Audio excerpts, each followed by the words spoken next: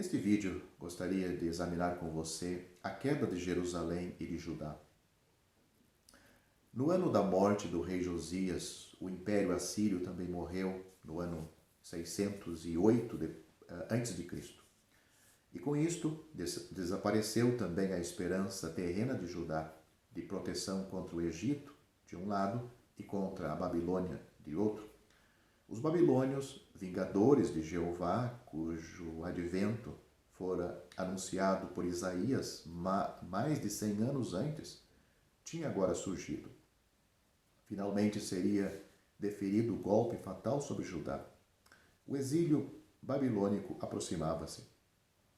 No relato bíblico deste temível ultraje que caiu sobre Jerusalém e Judá, muitos pontos acidentais atraem nossa atenção. Porém, meu objetivo nesse vídeo é escolher apenas certos fatos importantes. Começamos então pelo primeiro e chamamos a atenção para o fato de a destruição de Jerusalém e os cativos de Judá serem enfaticamente atribuídos à mão soberana do Senhor. Não considerar isto é uma falta de compreender e saber e conhecer as Escrituras. Por exemplo, note o que diz 2 Reis: com efeito, isto sucedeu a Judá por mandado do Senhor. 2 Reis, capítulo 24, versículo 3. Veja também 2 Crônicas, capítulo 36, versículo 16, versículo 17 e o 21. Por terem uma relação única com Deus, por serem o povo escolhido para personificar uma revelação especial de Deus para as nações, e porque os tratos de Deus com eles são permanentemente transmitidos às nações através das Escrituras inspiradas, os juízos que lhes sobrevieram tornam-se a suprema lição objetiva da história quanto à maneira como Deus governa as nações. Os governantes e os que estão em autoridades de hoje não poderiam fazer nada mais proveitoso do que estudar os princípios das disposições de Deus entre os povos da terra, conforme revelados nas Escrituras e exemplificados na nação de Israel. Quanto sofrimento poderia ser assim poupado em nossos dias, em anos passados, mas os nossos políticos, os nossos governantes modernos, são sábios demais para se tornarem realmente sábios, examinar as Escrituras e tirar daí lições para si e para suas nações. O juízo que caiu sobre o reino das 10 tribos repete-se agora em Judá. Vemos nele a operação da justiça poética. Os que quiserem podem sorrir. São bem-vindos à sua tolice culta que faz da história uma questão de acaso cego. Nós ficamos com as Escrituras. Acreditamos que Deus ordena as coisas na história, segundo o comportamento das nações. Ele concede ampla liberdade à vontade humana, a fim de que os homens e as nações sejam plenamente responsáveis por seus atos. Mas ele tem controle supremo de todos os demais poderes e cumpre sua vontade soberana entre os povos da terra, tanto para recompensar os bons como para castigar os maus. Isto é tão verdadeiro hoje quanto o era quando Jerusalém caiu sob os golpes de Nabucodonosor, quando reinava a Babilônia. O segundo ponto que podemos examinar, que é bom notar, que a deportação do povo de Judá deu-se em 3 etapas. A primeira delas aconteceu no 3º ano do rei Jeoaquim. Entre os cativos, nesta época, estão levados de Jerusalém para a Babilônia, que foram levados, estava o jovem Daniel, nesta primeira leva de cativos. Leia Daniel capítulo 1, versículos 1 a 4, com 2 Reis, capítulo 24, versículos 1 e 2, e 2 Crônicas, capítulo 36, versículos 5 a 7. A segunda deportação ocorreu cerca de 8 anos mais tarde, pouco depois da morte de Jeoaquim e da ascensão de Joaquim. Um é Jeoaquim, o outro é Joaquim. Nabucodonosor depôs Joaquim após um curto reinado de 3 meses, colocando em seu lugar Zedequias. Uma vez que isto coincidiu com o início do reinado de Zedequias, deve ter ocorrido 11 anos antes da destruição de Jerusalém. Nesta segunda deportação, Nabucodonosor levou 10.000 cativos, escolhendo dentre os habitantes de Jerusalém os mais úteis e os das classes mais altas. 2 Reis, capítulo 24, versículo 8 a 6, aonde entre eles se achava o sacerdote, nesse grupo da segunda vez, e mais tarde profeta Ezequiel, pois ele próprio nos conta que quando se deu a destruição de Jerusalém, ele já se encontrava na Babilônia há 10 anos. Ezequiel capítulo 40, versículo 1. Ezequiel era sacerdote e também era profeta. A última deportação aconteceu no ano 587 a.C. Precipitada por uma inútil rebelião de Zedequias, Nabucodonosor decidiu então destruir aquela cidade judaica e o reino de uma vez, destruir o reino, Judá e o reino de uma vez por todas. Depois de um cerco de 18 meses, a cidade foi arrombada. 2 Reis, capítulo 25, versículo 4. O rei Zedequias e seus guerreiros fugiram durante a noite, mas foram alcançados. Os filhos de Zedequias foram assassinados diante de seus olhos. A seguir, cegaram o rei Zedequias, ataram-no com cadeias de bronze e o levaram para a Babilônia. Todo esse procedimento encontra seu paralelo nos registros dos conquistadores orientais desse período. Jerusalém foi completamente saqueada de todos os seus tesouros e valores, o templo totalmente desmantelado e todos os seus utensílios levados embora. Os muros da cidade foram derrubados e depois a cidade inteira, com seu templo profanado, seus palácios vazios e suas casas agora desertas, foi incendiada. Tudo isto se acha registrado em 2 Reis, capítulo 25, e 2 Crônicas, capítulo 36. Quem pode descrever o que o povo sofreu durante e depois deste cerco e destes cercos, mas este, finalmente, com esta cena horrível? Um pouco do que eles suportaram pode ser visto em Lamentações de Jeremias, Ezequiel e na história e no historiador judeu chamado Joséfo. O rosto dos homens ficou escuro por causa da fome. A sua pele enrugou e secou. As mulheres nobres buscavam restos de comida nos monturos. As crianças morreram ou foram comidas pelos pais. Lamentações capítulo 2, versículo 20, capítulo 4, versículos 3 a 10. 1/3 dos habitantes morreu de fome ou da praga que ela provocou. Ezequiel capítulo 5, versículo 12. Quase toda a população restante foi levada então para o exílio, só ficando os mais pobres, deixados como vinheiros e lavradores. 2 Reis capítulo 25, versículos 11 e 12. Terceiro ponto a ser analisado: depois dos babilônios se retirarem de Jerusalém, houve uma conspiração entre os judeus deixados na terra, resultando em nova fuga de judeus da Judéia para o Egito. Isto está registrado em 2 Reis, capítulo 25, versículos 22 a 26.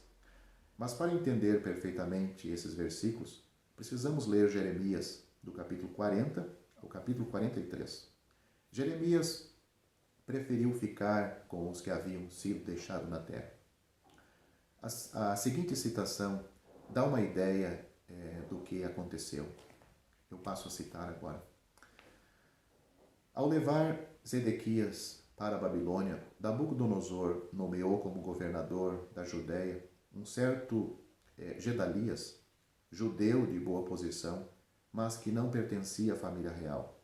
Gedalias fez de Mispa, perto de Jerusalém, sua residência, e logo se juntaram a ele vários judeus importantes que haviam fugido de Jerusalém e se escondido até a partida dos babilônios. Os mais eminentes deles eram Joanã, filho de Careá, e outra pessoa chamada Ismael, membros da casa real de Davi.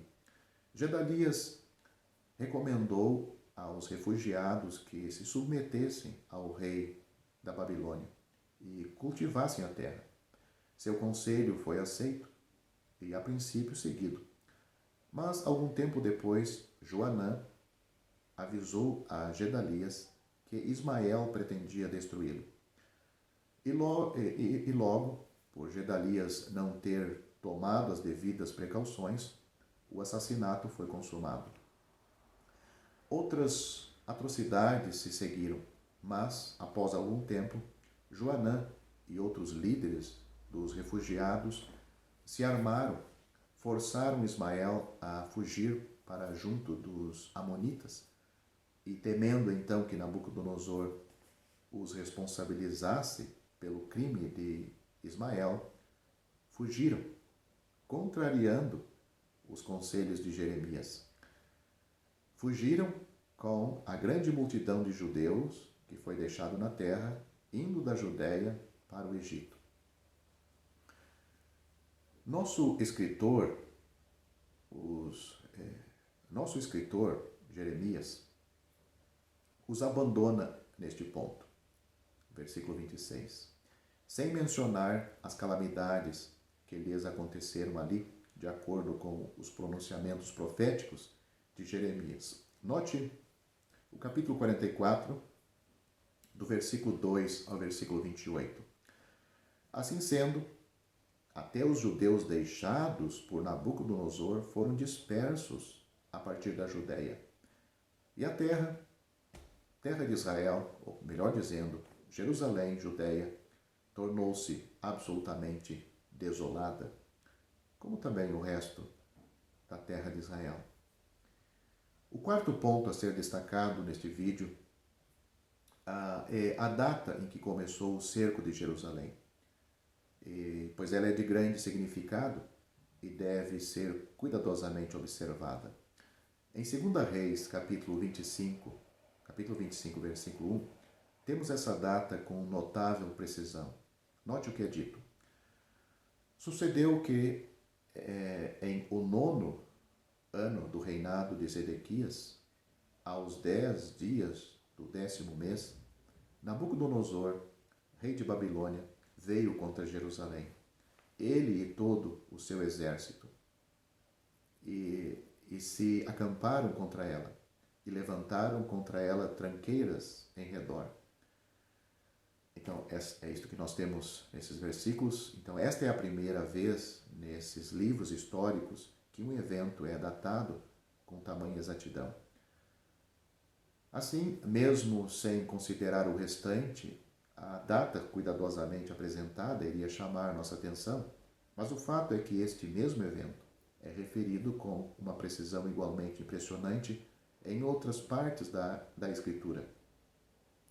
Na época em que Nabucodonosor investiu contra Jerusalém, o profeta Ezequiel achava-se distante na Babilônia, onde estivera exilado por mais de 9 anos. No dia em que começou o cerco de Jerusalém, Deus concedeu uma mensagem especial a Ezequiel sobre aquilo.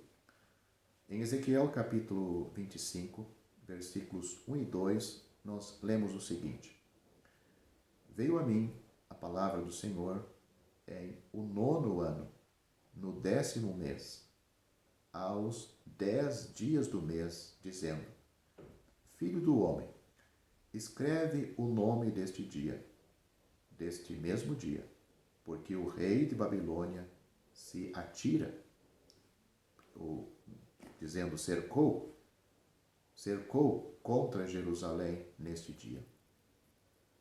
Isto não é surpreendente quanto às datas. O que estava acontecendo, de um lado, o profeta estava recebendo a mensagem em outro lugar. No mesmo instante em que os exércitos babilônicos estavam chegando para cercar a capital judaica, o fato foi revelado por Deus a Ezequiel, a centenas de quilômetros de distância. Ezequiel recebeu ordens para escrever enfaticamente esta data a fim de que fosse observada e preservada no 10º dia do mês de Tebete, no ano 589 a.C. Desde então, esse dia passou a ser observado pelos judeus como um jejum anual. Além disso, o profeta Jeremias marca a data com o mesmo tipo de peculiaridade. Veja Jeremias capítulo 52, versículo 4. E por que tanta atenção é fixada a esse dia? A resposta a essa pergunta também é encontrada em Jeremias, ou melhor, em uma comparação de Jeremias com Ageu e Daniel. O capítulo 25 de Jeremias prediz um período de 70 anos de desolação em Jerusalém. Mais tarde encontramos isto ocupando a mente de Daniel, em Daniel capítulo 9, versículos 1 e 2, e mencionado de novo por Zacarias capítulo 1, versículo 12. Esse período de 70 anos começa a partir daquele dia, cuidadosamente enfatizado, em que o exército babilônico sitiou Jerusalém, e este fato nos ajudará a interpretar muitas coisas em nossos estudos da Bíblia. Não pode haver dúvidas de que o ano profético na Escritura é de 360 dias. Se contarmos, então, 70 anos de 360 dias, 360 dias cada, a partir do 10º dia do mês de Tebete, no ano de 589 a.C., quando começou o cerco de Jerusalém, chegamos ao 24º dia do mês de Quisleu, do ano 502 a.C. Aconteceu alguma coisa de especial nesta segunda data? Veja o pequeno livro do profeta Ageu, no capítulo 2, do versículo 15 ao versículo 20. E leia o que ele diz aos exilados que voltaram depois de seu cativeiro na Babilônia. Note o destaque deliberado do profeta nas palavras: agora, pois, considerai tudo o que está acontecendo desde aquele dia. Antes de pordes ou colocar pedra sobre pedra no templo do Senhor. Considerai, eu vos rogo, desde este dia em diante, desde o 24º dia do mesmo nome, desde o dia em que se fundou o templo do Senhor, considerai nestas coisas. Mas, desde este dia, vos abençoarei. Essas são as palavras nesses versículos de Ageu. O pronunciamento de Ageu marcou o final daquele período de 70 anos. Depois falaremos disto mais detalhadamente. Por enquanto devemos marcar bem essa ênfase significativa sobre o ano, o mês e o dia em que Jerusalém foi cercada. Então, quero destacar mais um ponto, então seria o quinto ponto a ser destacado, é que devemos também esclarecer bem esta questão. O juízo não caiu sobre o povo escolhido apenas por terem cometido abominações como os outros povos, mas principalmente por terem quebrado uma aliança sagrada. Note alguns exemplos principais. Primeiro, Israel deveria guardar um ano sabático a cada 7 anos e o ano do jubileu sagrado a cada 50 anos, quando todos os escravos seriam libertados e todas as dívidas canceladas. Veja Levítico capítulo 25, onde está escrito, leia Levítico capítulo 25. E agora faço uma pergunta, onde está escrito que Israel guardou esses sábados? Leia Jeremias capítulo 34, versículos 8 a 22. Por causa dessa infidelidade, pois eles não guardaram, vieram os 70 anos de assolação, como um longo sábado de juízo. Veja a notável ligação entre Jeremias capítulo 25, versículo 11 e 2 Crônicas, capítulo 36, versículo 21. Leia depois Levítico capítulo 26, versículos 32 a 35, com uma explicação para ambas as passagens. O segundo motivo, Israel não deveria fazer qualquer aliança com as nações vizinhas, mas sim manter-se separados. Êxodo capítulo 34, versículo 12 a 17, é importante ler. Todavia, desde o princípio, Israel falhou.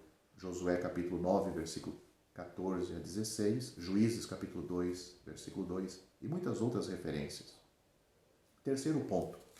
Israel deveria rejeitar a idolatria e o uso de imagens religiosas. Quase não há necessidade de referências aqui. O registro é vergonhoso. Mas veja 2 Reis, capítulo 17, versículos 17 a 23. Outros exemplos poderiam ser dados, como a falta dos dízimos e a não observância da Páscoa. Foi dessa maneira que Israel burlou, falhou, não guardou, não obedeceu, não respeitou a lei, ou a aliança, melhor dizendo, a aliança que continha a lei e mereceu o juízo de forma especial. Deve ser claramente entendido que todos os juízos que recaíram sobre o povo escolhido estavam estritamente de acordo com o que for anunciado para essas circunstâncias de negligência. Quando a aliança foi proclamada pela primeira vez, Levítico capítulo 26, versículos 14 a 39, nós temos um bom registro lá. Conquistada, cativa, lançada fora. Assim termina a história de Judá como reino independente. Agora lancemos um olhar retrospectivo sobre 2 Reis para obter nossas impressões principais. O aspecto duplo deve ser sempre mantido em mente, o humano e o divino. Em primeiro plano, e no sentido imediato, acha-se a falha humana, vista nos reis e na multidão, mas, como pano de fundo e no sentido definitivo, acha-se o triunfo divino.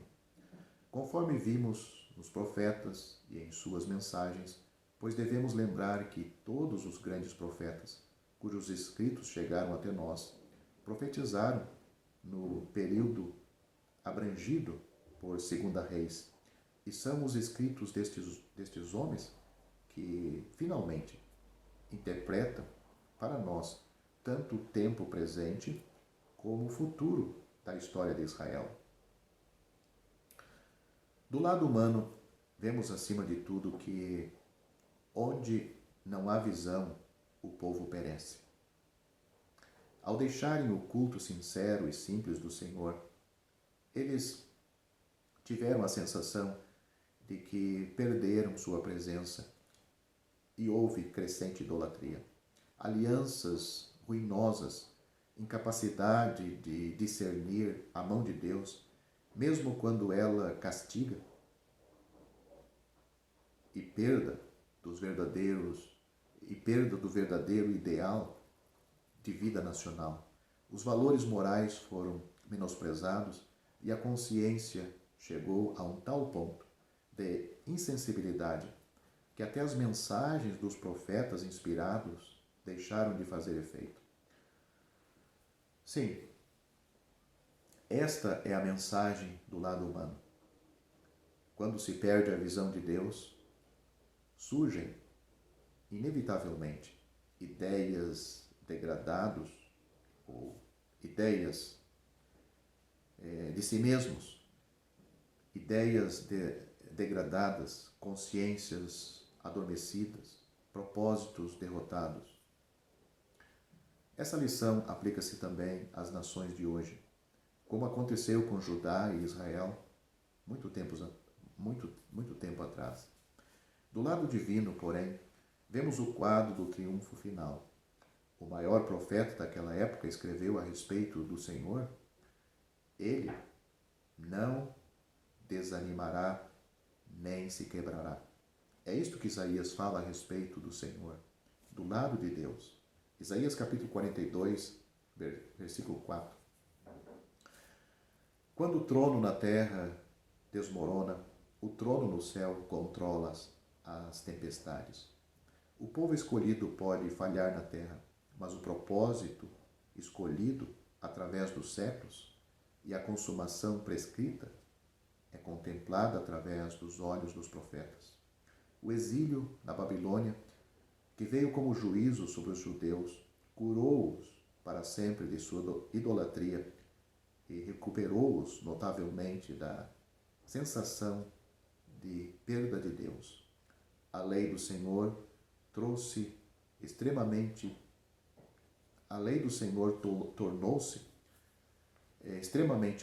preciosa para eles e trouxe uma melhor visão de Deus para eles. E o verdadeiro ideal de sua nação voltou a ser discernido, sendo preservado até hoje, essa nação de Israel. Eles continuam sendo o povo escolhido. Que exemplo para nós! Espalhados sobre a superfície da terra, sempre perseguidos, porém sempre preservados. Mesclados com todas as raças, todavia o povo mais exclusivo do mundo. Sua história é um mistério, mesmo a parte das explicações dadas nas Escrituras. Outros povos, de dimensões muito maiores do que eles, passaram e desapareceram, como por exemplo os assírios e babilônios. No entanto, eles, os filhos de Abraão, continuam preservados, segundo a promessa da aliança, e serão preservados até que toda a falha humana seja completamente eclipsada no triunfo divino. Quando o filho maior de Davi, o Senhor Jesus, sentar-se no trono em Jerusalém e reinar sobre o império mundial, sendo então Israel a cabeça das nações. Começando com Israel salvo, o Israel que aceita o Senhor Jesus como seu Messias, aquele que morreu por eles. Ela será, um dia, no futuro, a cabeça das nações.